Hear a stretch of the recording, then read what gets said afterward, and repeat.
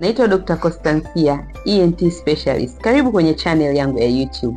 Kama bado hujasubscribe, please bofya kitufe usubscribe, share ujumbe na ndugu jamaa na marafiki katika kusambaza elimu kuhusu afya ya masikio, pua na koo. Leo niko hapa kuzungumzia juu ya ngoma ya sikio.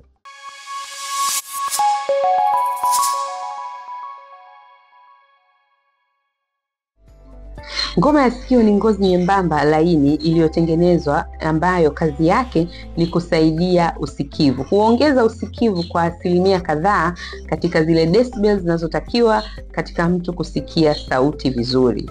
Hii ngozi ipo katikati ya sikio la nje na la kati, na yenyewe hutenganisha sikio la nje na la kati.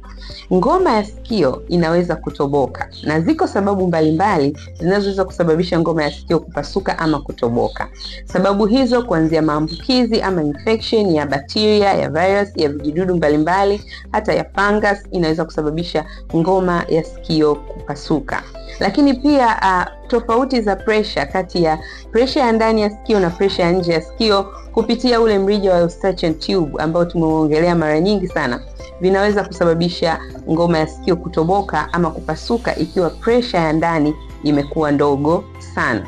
Lakini pia sababu nyingine ya ngoma ya sikio kupasuka ama kutoboka ni trauma ama tunasema kupigwa na kitu, upigwe na kofi, kupigwa na mpira ambacho kitakuja na force kubwa, kinaweza kusababisha ngoma ya sikio kutoboka.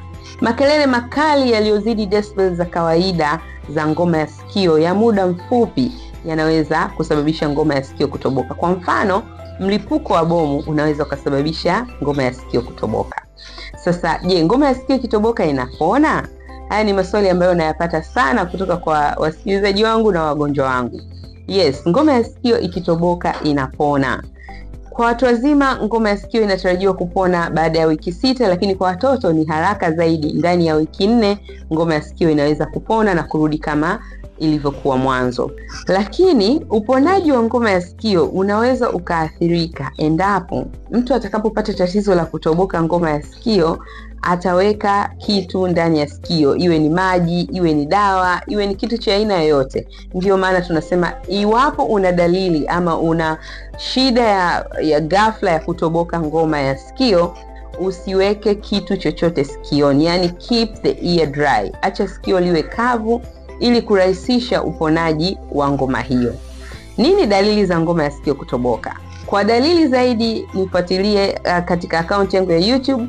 Nitaendelea kuongea na wewe na kukuelimisha juu ya dalili mbalimbali zinazohusiana na masikio, pua na koo, ikiwemo dalili ya ngoma ya sikio kutoboka. Asante kwa kunisikiliza, uwe na wakati mwema.